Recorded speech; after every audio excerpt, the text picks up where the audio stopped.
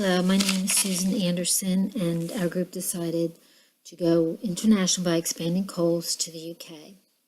In doing my research on the culture of the UK, I learned that a lot of businesses fail in the UK because each country has its own set of laws and regulations, its own way of doing business and interacting socially. Being unfamiliar with the country's specific laws and cultural idiosyncrasies can lead to serious gaps. The UK is made up of 4 interdependent nations with many common institutions. The population is approximately 55 million, 46 million in England, 5 million in Scotland, 2.5 in Wales, 1.5 in Northern Ireland. It's important to note that the Scots, Welsh, and Irish are not English and are often offended when referred to as such. Additionally, the citizens of the UK do not consider themselves European. Unfortunately, they are usually grouped as such due in part to their membership in the European Union. In regard to the benefits of expanding into the UK and the US we have deep history, a common language, and shared values.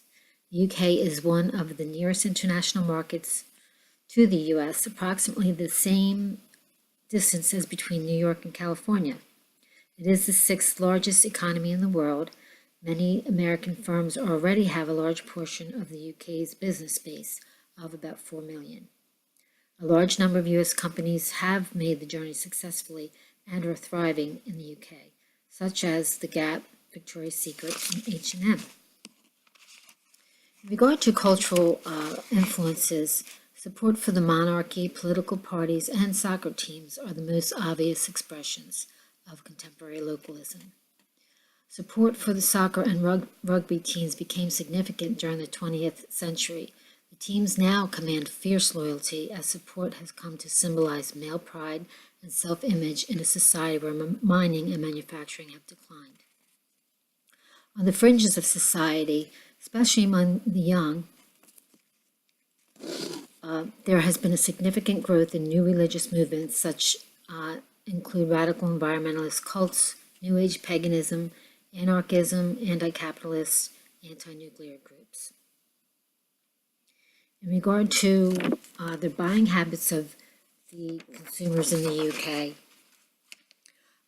UK customer takes their shopping very seriously, and they perfected the art of retail therapy. And with their department stores and their shopping centers. The department stores are famous all over the world. In regard to fashion, clothing and other consumer goods historically were indicators of class, but are now more ambiguous. Most consumer goods are widely available, and the clothing and fashion industries recycle so quickly that rank and clothing do not always correspond. The UK high street fashion industry is worth more than an estimated $44.5 billion, and the UK fashion is similar to that of the US, with more of a classic, stylized kick. It's important to look vibrant and tastefully put together. Bright colors are common, as are preppy looks. In regard to some of the idiosyncrasies and the mannerisms, the British, in regard to the United Kingdom, business attire rules are somewhat relaxed but conservative. Dress is still very important to both men and women. Dark suits, usually black, blue, or gray, are quite acceptable. Men's shirts should not have pockets. If they do, the pocket should always be empty. Additionally, men should wear solid or patterned ties while avoiding stripes. Men wear lace shoes, not loafers, and businesswomen are not as limited to color and style as men are, though it's important to maintain a conservative image, and that's in regard to doing business in the UK. In regard to behavior, you should always be punctual. Arriving a few minutes early for safety is acceptable. Decision-making is slower than in the US. Therefore, it's unwise to rush the UK to making a decision. A simple handshake is standard greeting for both men and women, for business occasions and for visiting a home. Privacy is very important. Therefore, asking personal questions or intensely staring at another person should be avoided. Eye contact is seldom kept during British conversations.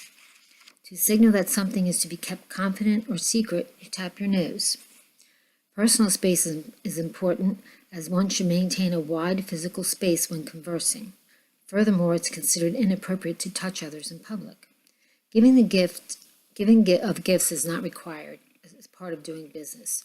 A business lunch will often be conducted in a pub and will consist of a light meal and perhaps a pint of ale. When socializing after work hours, do not bring up the subject of work. These are a few of the things I thought were fun to read. But in summary, in regard to the two-way trade between the U.S. and the U.K., it's one of the largest single routes globally. The landscape is littered with companies that fail to take account of local nuances and adapt their business to local markets. We need to pay particular attention to cultural and operational differences and create a culture in which Coles will thrive in the UK. This will require time, resources, and sensitivity over and above our US philosophy.